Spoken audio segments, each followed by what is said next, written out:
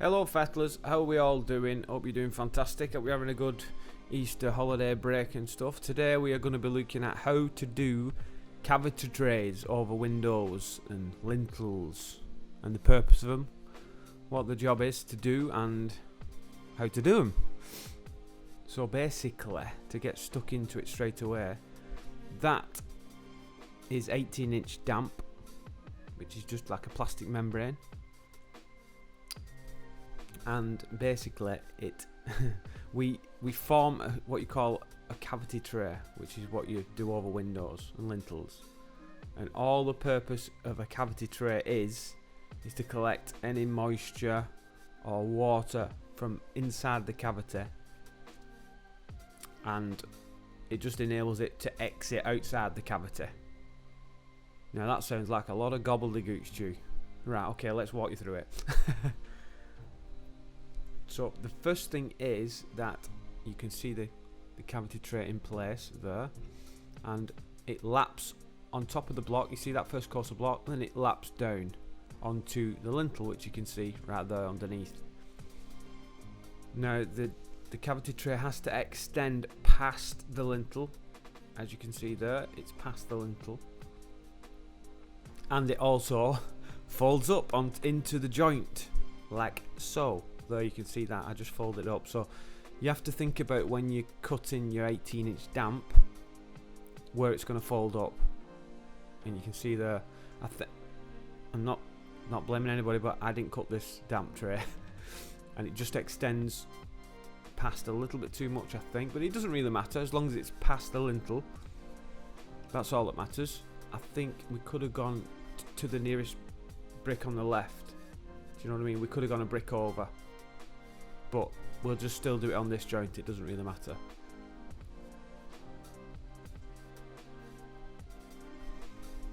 It's better that you see it as I'm talking you through it, really, because if I just tried to explain it, there'd be no chance. There is the world famous weep hole. So that is what you call a weep hole. I think I'll show you in a minute. I'm just prepping the cavity tray. There it is. It's just a bit of plastic. There's a few different forms of it. Basically all it is water collects in there and it goes out the front. Pretty simple. I'll tell you an interesting story about those weep holes. When I was an apprentice, I got a bit of a practical joke played on me. I wasn't familiar with the terms of weep holes and stuff, and a guy called Alan asked me to go and get some wind poles. So I was going inside asking for wind poles. Needless to say, people were looking at me like I'd just got a telly on my head. So there you can see that it's lapped up in the joint, the cavity tray. So we formed a tray. Now it's important, so important that you do that, because if you do not and you're a cowboy, what happens is the water will just run straight off into the cavity. So there's absolutely no point in a cavity tray if you're going to do that. Just filling my joints in there so you don't see I'm not full. And here we are. You was wondering about how that comes off. That's simple, really. You just cut it off with a Stanley knife. Be careful you don't cut yourself. If you need an adult, get the assistance of an adult. No, just cut it off. And you can see me placing that weep hole, not wind pole, weep hole. W-E-E-P, Stu. Alright, and these things don't go perfect all the time. There's no such thing as perfect. Like, I think sometimes you'll see, like on this occasion, I think it's a little bit tight, the joint, for some reason. Because you have to bed them on mortar, a scrape of mortar, these lintels. So sometimes it's a bit tight, but you'll work around it as you're working up. I'm just laying the bricks in here because we have got soldiers on this one. So this is going to be weep holes with soldiers. You can see there, I'm just explaining that. There is the weep hole, and we have folded the tray up in that joint, and then the weep hole goes against the tray. Also, I'm just saying that explaining what a cavity tray does. The water collects in there, and you have to keep that cavity clean. It's got to be spotless, okay? As clean as you can keep it. Just be mindful when you're spreading over the window. And the water just comes out there. Ta-da! Also, I was explaining that if you don't, then all your water will drip inside your cavity, down your window, cause a lot of trouble, and your house will have to be knocked down and rebuilt. Simple. Look, there's a weep hole again. Come on, Stu, on to the next bit, lad.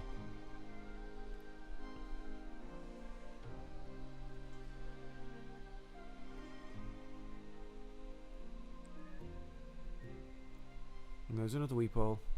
Yeah, I'm just saying as well that your tray has to come past the lintel, and there you can see it's lapped up, and we need to clean that cavity. I do scrape them out because it's important to clean. It's harder to do it wrong, really. Here I'm just gonna cut the edge of the damp tray off just to stop the brick sliding, and just so the mortar can have a bit of a bond to the lintel. Do you know what I mean? Because it can be slippy stuff, that DPC. It really can. So I'm just cutting the edge off. Simple as that.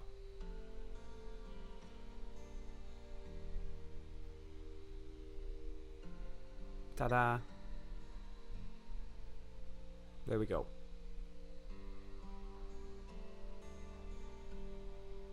So just bobbing the soldiers in. I will do another video on how to do soldiers. It's another different video for you. There is, and the weep holes on soldiers go in every 4 bricks, as you can see there. 1, 2, 3, 4 weep hole. If you're doing stretchers, which is just a brick laid normally, then it's every 2 brick or 4. I'm not quite sure.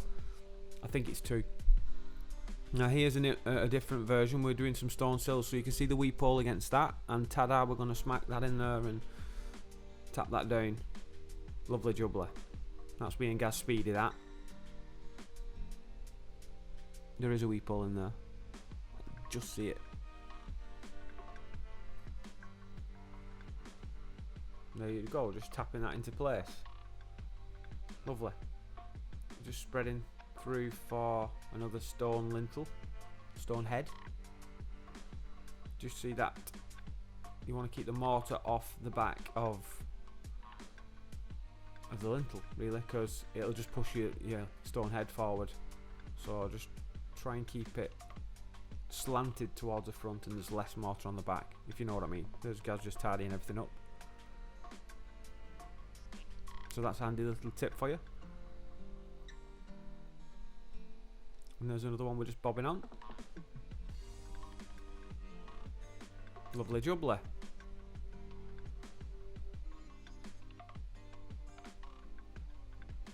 That one, I must have lost some footage on that one, but you can see that they're folded up again, just working above the trays that are already in place there.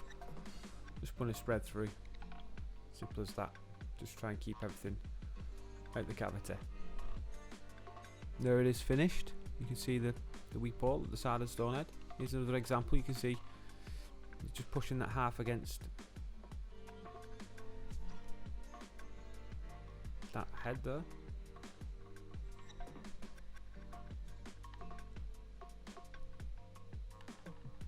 Just going to butter that, lap it up, and push that brick in there. It's pretty simple, really, isn't it?